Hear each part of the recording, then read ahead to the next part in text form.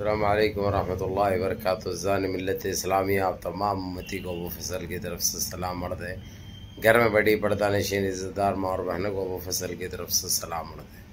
बहरल कैफ़ अल्लाह से उम्मीद है आप लोग खैरियत से होंगे, अल्लाह की हिफाजत में होंगे, हर आबाद से महफूज होंगे। इन शैतानों की शैतानी से, इन मलूनों की मलामत से, इन फ़िरक़ा परस्तों की फ़िरक़ा परस्ती से, इन दरिंदों की दरिंदगी से महफूज होंगे। अल्लाह आप लोगों को महफूज रखे, अल्लाह हर शर से महफूज रखे, अल्लाह अपनी हिफाजत में रखे, अल्लाह अपने हिफ्ज़ अमान में रखे।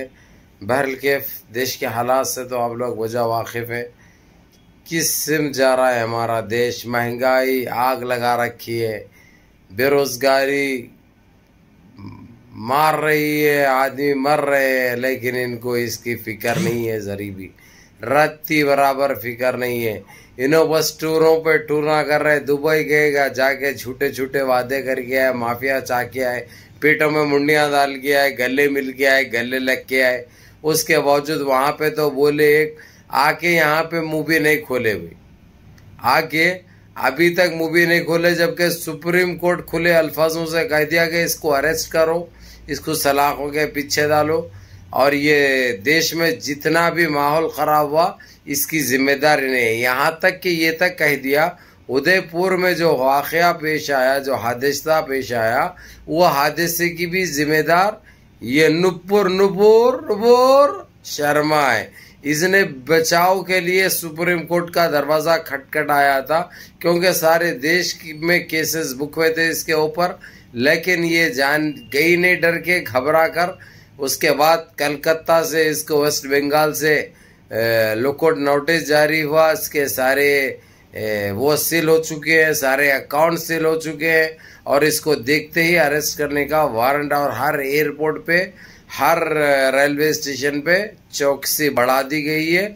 इसको गिरफ्तार करने के आर्डर डिक्लेयर कर दिए गए हैं। ये दिल्ली पुलिस और कलकत्ता की, वेस्ट बंगाल की पुलिस और महाराष्ट्र की पुलिस, क्योंकि महाराष्ट्र की जब सरकार उदय ठाकरे की थी, वो एक सेकुलर शख्स था, एक सेकुलर इंसान था, एक सेकुलर सीएम था, वो तमाम मजहब को लेकर चलने वाला इंसान था, और उसको ये हिंदू राष्ट्र, हिंदू सभा बनाने का कोई शौक़ नहीं था। इसलिए वो भारत को भारत के संविधान के हिसाब से लेके चल रहा था, इसलिए उसके साथ इतना बड़ा धोखा किया गया। लेकिन ये 4 दिन की चांदनी है, फिर अंधेरा आने वाला है। अब जो बड़े बड़े बातें कर रहे हैं वो पूरे 15 से 20 दिन की सरकार रहेगी, उसके बाद गिर के उदय ठाकरे की आएगी इंशाअल्लाह। हम दुआ का है। दूसरी चीज़, हमारे फुस मंत्री, फिगु मंत्री, जुमला मंत्री इधर तेलंगाना आए हुए, आके लंबे लंबे छोड़ने की वो करे, तो केसीआर साहब को गुस्सा आया, उन्होंने सीधा बोल दिए। और यहाँ तक कि एक मंत्री ने इतना नशे में चूर है, उसको ये तक नहीं मालूम है कि इसको जिस तरीके से महाराष्ट्र में जो खरीदे एमएलए को, जो बाकी करे, भगा के खरीद के जो करे, वैसा करके जो है तो तेलंगाना में भी इन्होंने सरकार बनाते गए थे। इतने बदतमीज, इतने ये लोग पाकिटे हैं, इतने गुड़म्बे हैं ये लोग। दिंदी वाले क्या देखते हैं, इनको क्या समझ में आता मालूम नहीं। दिंदी वाले डकारा लेते हैं ये लोग, शराब पी के, मूत्र पी के। तो बहरहाल उसने ये कहा कि जो है सो हम उसी तरीके से करेंगे महाराष्ट्र की तरह, लेकिन केसीआर ने डकार लेते हुए जो है सो हाजमे की ये कह दिया कि तुम ये करने के लिए क्या करोगे, तुम हमारे 100 एमएलए हैं, 100 एमएलए, 95 एमएलए में से किसको तुम वो करोगे। तुम्हारे इधर है कितने तेलंगाना में जो तुम सरकार बनाएंगे महाराष्ट्र के, वैसा करेंगे। ये एक पागल बनेगा कमेंट था उसका, एक बेवकूफ़ भी नहीं करता ये हरकत, एक बेवकूफ़, एक नादान, एक भोला बच्चा भी नहीं करता जो हरकत उसने की थी। खैर केसीआर साहब ने उसको माकूल जवाब दिया, और ये भी कह दिया कि हम दिल्ली से तुम्हारी सेंटर सरकार को खुद गिरा कर दम लेंगे, उसको उखाड़ फेंकेंगे, वो वक्त बिल्कुल करीब है, उसका इंतज़ार करो, वेट एंड वॉच, ये कहा केसीआर साहब ने। अब बहरहाल मैं आप लोगों को यही कहूँगा कि जो है सो इधर आके ये फेंकना चालू कर दिए इन्हों, फिर अनभक्ते जो कुछ हिंदी चोर है साले, आतंकिया, वो मुट्ठी भर के। अब उसके बाद 50-50, 100-100 रुपये दे के, भीड़ों को पाकेटें दे के लेके आके बिठाए लेकिन उससे फर्क कुछ भी नहीं पड़ता। वोट न मिलने वाला है तेलंगाना से। तेलंगाना में आने वाली सरकार भी केसीआर की रहती, उसके बाद की फिर केसीआर की रहती, ये एक तय है।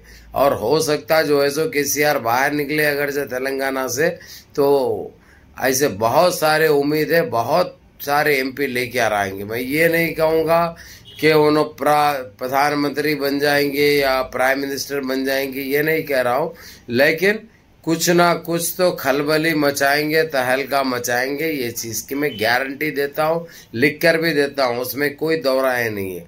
वो है ममता बनर्जी है, ये 4-5 जने मिलके आपके बहुत ज़बरदस्त काम करने वाले हैं, जो हम सब देखेंगे इंशाल्लाह। हमको देखने के लिए भी मिलेगा, सुनने के लिए भी मिलेगा, और एक अच्छी सरकार, साफ सुथरी सरकार, सेकुलर सरकार, सब मज़हबों को लेके चलने वाली सरकार भी देखेंगे। उसके लिए हमको मुत्तहिद होना ज़रूरी है, क्योंकि हमको देश को बचाना है, देशवासियों को बचाना है, देश की महंगाई को ख़त्म करना है, देश की बेरोज़गारी को ख़त्म करना है। तो हम सारे मिलजुल कर काम करना ये यकीनी है, ये यकीनी है और ज़रूरी है। अगरचे खाली अबू फजल बोलने से या बोलते रहे तो ये हासिल कुछ होने का नहीं है, उसके लिए काम करना पड़ता है। काम कैसे करेंगे? सारे मिलजुल के अगरचे एक दिल से अपने एक आहत कर लिए हम ये एक सरकार लेके आएंगे, साफ सुथरी सरकार जो हमारे देश के हित के लिए हो, देश के लिए अच्छा हो, वैसे सरकार को लेके आएंगे अगरचे, तो देश के हालात भी सुधरेंगे, देश में बेरोजगार भी आएगा, देश की बेरोजगारी भी ख़त्म होगी, सारे चीज़ें, और सारे मिलजुल के भी रहेंगे। ये एक चीज़ हो गई। अब इन्होंने क्या किया आप लोगों को अच्छी तरह पता है, इसलिए मैं दोहराना भी नहीं चाहता, अपनी क्यों एनर्जी वेस्ट करूं, आप लोगों को अच्छी तरह पता है। लेकिन जहां पे नाइंसाफ़ी होती, इनकी जनपद का अंडा बोलने के लिए मैं पीछे नहीं हटता, कब बोल के देने के लिए पीछे नहीं हटता, इनके पर्दे फाश करने के लिए पीछे नहीं हटता, इनके चेहरे बेनकाब करना तो मेरा अवलन फर्ज है, जो करते हुए आ रहा हूँ करते रहूँगा। ना इन्हों खरीदने से बिकने वाला है तुम्हारा भाई, ना इन्हों डराने से डरने वाला है तुम्हारा भाई। मेरे साथ अल्लाह रब्बिल इज़्ज़त है, अल्लाह रब्बिल इज़्ज़त के बाद तुम लोगों का आशीर्वाद और तुम लोगों की दुआएं हैं, इसीलिए मैं डरने घबराने वाला नहीं हूँ बिल्कुल।